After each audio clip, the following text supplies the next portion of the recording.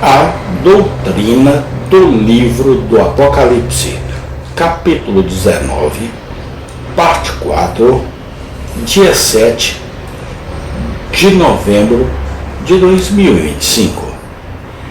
Assim lhe foi afetado de alegria na presença e companhia de Cristo, e Moisés e Elias aparecendo com ele, que todos os seus confortos e relações naturais foram esquecidos.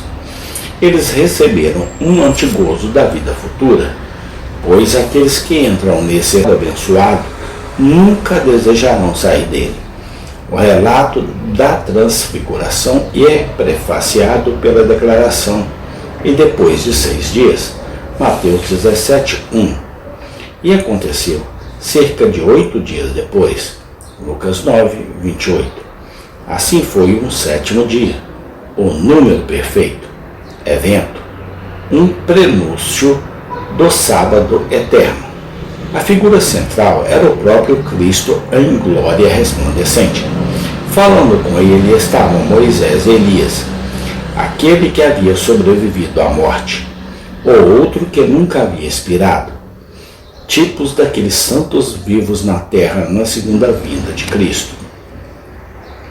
Não apenas o incidente acima nos ensina que os santos que partiram preservam suas identidades individuais e são reconhecíveis, mas o fato de que os apóstolos foram autorizados a vê-los e ouvir seu discurso com Cristo sugere que a sociedade dos santos é parte do bem-aventurança e que os santos do Antigo Testamento, representados por Moisés e Elias, e os do Novo, os apóstolos, estão todos juntos com Cristo.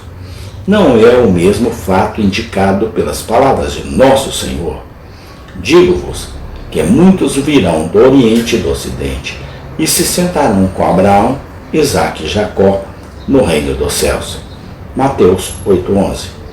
Ainda outra passagem que testemunha a verdade de que a companhia dos redimidos é nossa comunhão com eles, é um complemento da bem-aventurança do céu.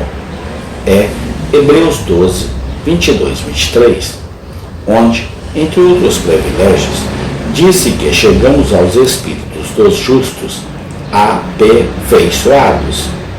Essa mesma passagem também faz menção a uma multidão incontáveis de anjos. Se os pastores de Belém se encheram de alegria ao ouvir as hostes celestiais louvando a Deus, que prazer nos dará misturar nossas vozes com os coros angélicos.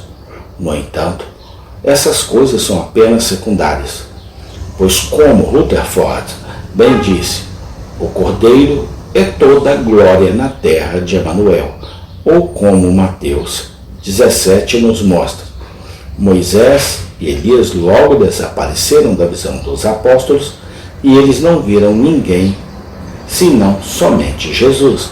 Versículo 8. Embora Deus não nos tenha dado as Escrituras para satisfazer uma ociosa curiosidade carnal, agradou a Ele graciosamente revelar nelas o suficiente para satisfazer as aspirações e expectativas espirituais de seu povo com relação à vida futura. No entanto, não são os que não oram, nem os indolentes que aprendem e desfrutam muito disso. Mostramos com a palavra da verdade que o santo morre em união e comunhão com o Senhor, que uma guarda angelical de proteção e honra o conduz à casa do Pai nas alturas, que ele é ali saltado por aqueles crentes com quem se ampara terra e que entraram antes dele em sua herança, e que o próprio Cristo recebe e o apresenta sem defeito diante do trono de sua glória com grande alegria. Vimos que as companhias dos remidos é nossa comunhão com eles? Sim. E também com santos anjos constitui uma parte da bem-aventurança do céu. Mas que tais privilégios estão inteiramente subordinados à comunhão feliz que teremos com o próprio Cristo. A alegria suprema e climatérica será encontrada naquele que ocupa o trono central e supremo no céu. Nem qualquer santo o teria de outra forma. Cristo é aquele que o amou e se entregou por ele e, portanto, ele não é apenas seu Salvador, seu amado, mas seu todo. Colossenses 3,11. Bem pôde o salmista, sob o Espírito Santo de inspiração, exclamar: quão grande é a tua bondade, que guardaste para os que te temem, que operaste para os que confiam em ti. Salmo 31:19. Uma parte daquilo que Deus, em seu propósito eterno, designou para seu povo, entra e desfruta por eles durante sua peregrinação terrena, mas muito mais é reservado para eles, para a sua felicidade eterna. O bom ou melhor vinho é reservado para o fim, para a festa de casamento. João 2,10. E sua excelência inexprimível é indicada pelo ó quão grande.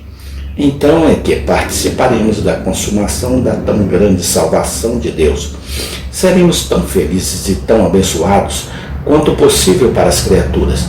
Eles se fartarão da gordura da tua casa, e tu os farás beber do rio das tuas delícias, porque estás contigo, está a fonte da vida, na tua luz veremos a luz. Salmo 36, 8, 9. É uma bênção notar que na palavra hebraica para prazeres, ao plural de Éden, como Oni, disse: somente no céu a sede de uma alma imortal por felicidade pode ser satisfeita. Lá, os rios do Éden fluirão novamente. Desse rio, Apocalipse 22:1, entendemos significar ser favorecido com um conhecimento sem nuvens de Deus e uma pura afeição por Ele.